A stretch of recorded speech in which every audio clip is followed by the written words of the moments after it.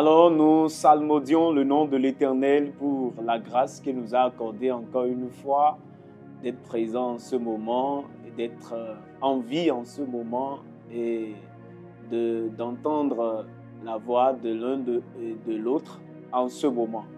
Prions ensemble. Divin Père, merci pour ce précieux moment. Merci parce que tu veux encore utiliser ce canal pour parler à des vies. Seigneur, change la vie de quelqu'un au travers de cette émission au nom de Jésus-Christ. Nous te disons merci, Père. C'est au nom de Jésus, nous prions. Amen. Bien-aimé dans le Seigneur, je veux te rappeler une chose. Avant que le diable ne détruise une vie, d'abord, il attaque cette personne à travers la pensée.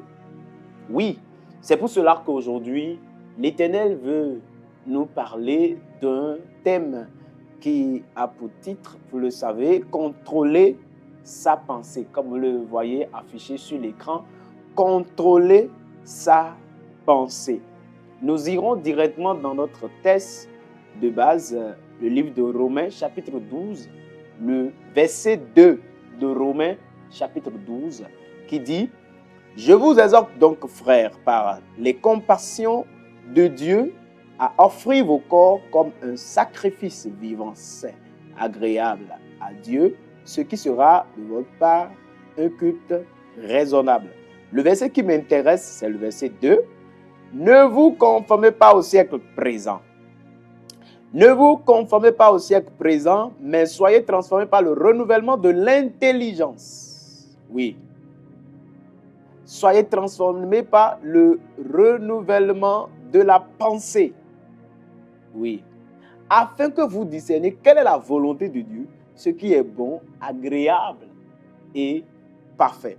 Comme je le disais à l'entame, je veux que nous comprenions tous que la pensée est le champ de bataille de la vie chrétienne. Le diable sait qu'il ne peut plus t'emmener à des endroits où te fait porter certaines choses, ou te fait dire certaines choses, ou ce qu'il fait ici, c'est de te faire miroiter à beaucoup de choses. Donc, avant qu'une action ne soit posée dans n'importe quel domaine de la vie, elle est d'abord conçue dans la pensée.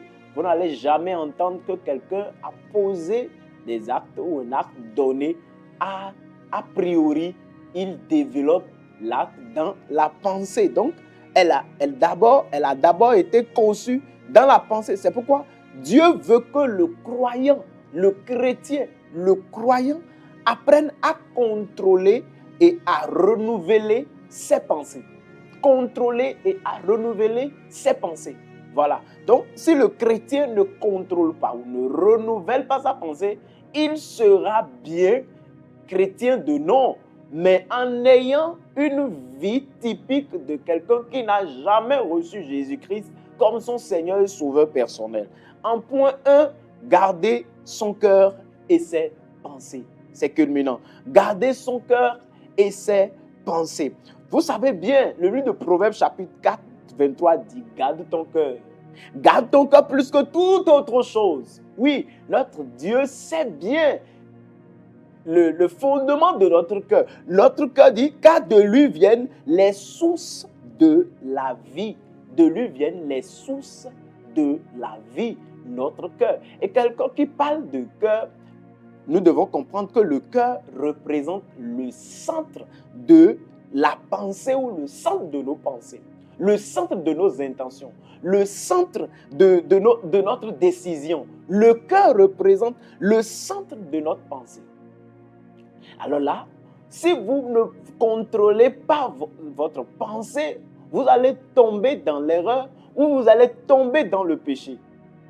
Et laissez-moi vous laisser comprendre, laissez-moi vous dire que nous sommes fondés de corps, âme et esprit. Corps, âme et esprit, vous le savez bien. Maintenant, le corps reçoit des informations et le corps transmet ces informations à l'âme Et l'âme transmet également l'information à l'esprit. Mais ce qui est central, celui qui est l'élément central, c'est l'âme. Et là, quand vous recevez, vous regardez ce qu'il ne faut pas regarder, ou vous touchez à ce qu'il ne faut pas toucher, ou vous entendez ce qu'il ne faut pas entendre à travers vos organes de sens, comprenez que cela va refléter sur votre âme. Alors que c'est dans l'âme que nous avons la pensée, nous avons les intentions, nous avons les émotions. Comprenez pourquoi les gens sont chrétiens, mais leur vie ancienne est toujours la même. Parce que le pivot de leur âme, quand vous regardez dans leur subconscient, quand vous regardez dans leur conscience, quand vous regardez dans leur âme là-bas, il y a des choses qui n'ont pas été encore formatées. Il y a des choses qui n'ont pas encore été déracinées. Il y a des choses qui persistent encore. Voilà la raison pour laquelle vous êtes dans... Il y a des émotions qui reviennent. Il y a encore des volontés qui reviennent. Il y a encore des pensées qui reviennent. Donc, ce que nous laissons, je veux dire, ce que nous laissons entrer dans notre esprit influence directement notre comportement. Ce que tu laisses entrer dans ton esprit, ce que tu laisses entrer dans ton âme, je vais dire, ça influence directement ton comportement.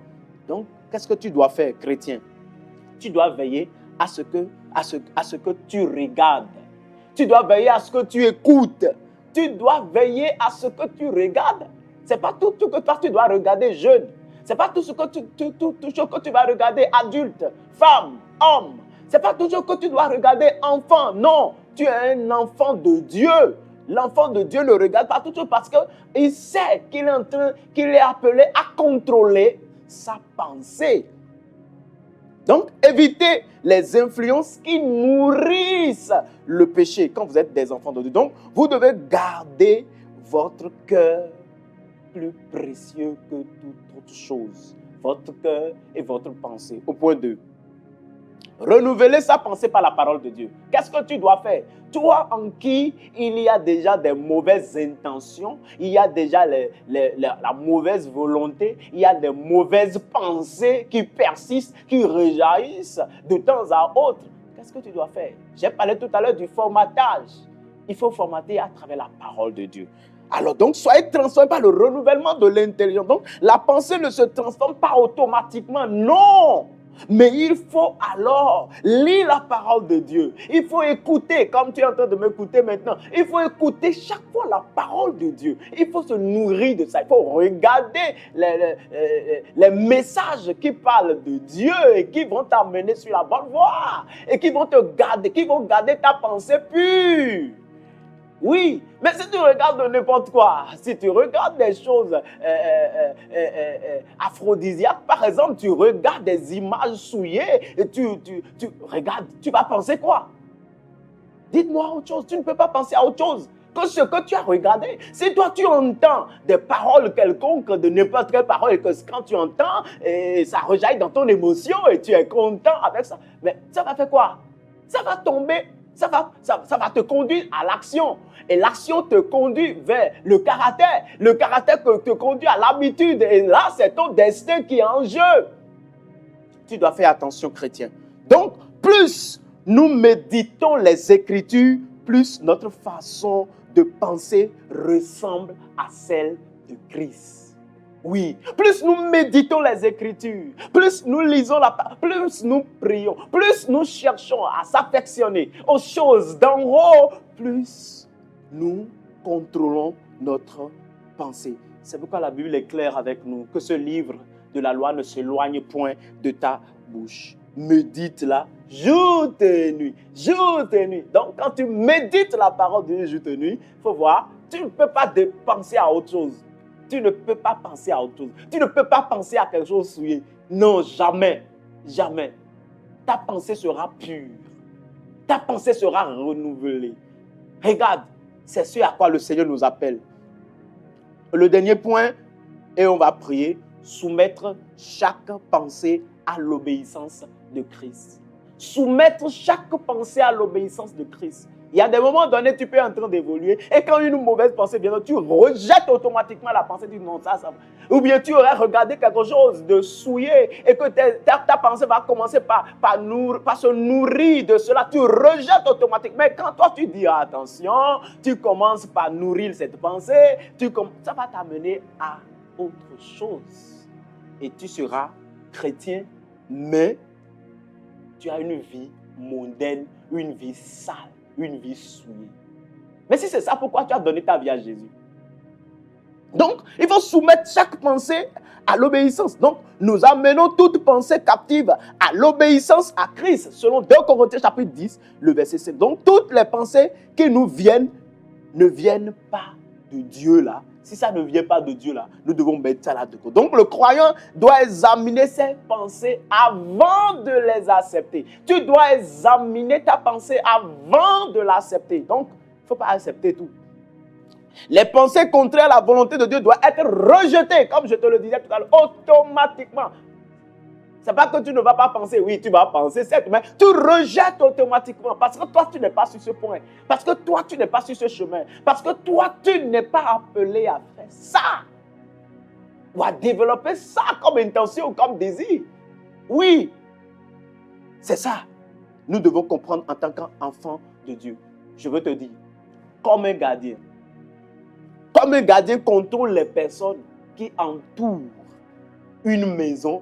Exactement, nous devons contrôler les pensées qui entrent dans notre esprit. Tu es le maître de ta pensée. Tu dois contrôler. Je ne sais pas pourquoi c'est arrivé comme ça. Non. Je ne sais pas pourquoi c'est arrivé comme ça. Je ne sais pas comment ça s'est passé. Je suis tombé dans le péché. Non, tu as développé quelque chose d'abord. Ce n'est pas venu d'un jour à l'autre. Tu as pris des années ou des jours à penser, à développer l'idée et à conçu ce que le plan d'action dans ton cervelet. C'est comme ça. Et un jour, pouf, le péché a vu le jour. Mais d'abord, et c'est sur ce point-là, sur ce stade que le diable attaque beaucoup de chrétiens. Ma prière est que tu filtres tes pensées. Il faut filtrer tes pensées selon la voix de Dieu. Il faut filtrer, je dis filtrer tes pensées selon la parole de Dieu. Et il faut développer une discipline mentale centrée sur Christ. Oui, si Jésus-Christ était à ma place, comment il va faire? Est-ce qu'il va penser comme ça? Il faut centrer, oui, développer une discipline mentale centrée sur Christ. C'est ce que tu ne peux que faire, chrétien. Sinon, si tu ne veux pas faire comme ça, là, tu seras parmi les chrétiens. Mais tes pensées, tes actions seront typiques comme quelqu'un qui n'a jamais entendu, à qui on n'a jamais parlé de Jésus. C'est ce stade que le diable cherche à avoir les chrétiens aujourd'hui. Parce qu'il sait que toi, on ne peut pas te prendre comme ça. On ne peut plus te prendre et amener dans des endroits quelconques. Mais il passe par la pensée d'abord. Il sait que quand il t'attaque à la pensée, tu vas céder. Il te conduit sur le chemin de la volonté ou de l'émotion. L'émotion te prend rapidement. Et là, tu tombes dans la décadence. Et quand tu es un enfant de Dieu, l'Esprit de Dieu en toi va commencer à dire « Oh non, c'est pas bien ». C'est là la guerre commence. La guerre mentale commence. Et chaque fois, tu luttes avec l'âme et l'esprit. Ou bien avec le corps et l'esprit. Chrétien, il faut comprendre que tu ne lis pas la parole de Dieu. Chrétien, il faut comprendre que tu ne t'affectionnes pas aux choses d'en haut. Chrétien, il faut comprendre que tu ne donnes pas le temps pour Dieu. C'est ça. Le Seigneur t'appelle aujourd'hui. Le Seigneur t'appelle aujourd'hui à contrôler ta pensée, à discipliner ta pensée, à savoir ce qu'il faut penser, à quoi il faut penser. Prions ensemble. Divin Père, nous te disons merci pour ce moment que nous avons passé ensemble. Merci pour ces enseignements. Accorde-nous la grâce à pouvoir les mettre en application. Merci Père. Au nom de Jésus, j'ai prié.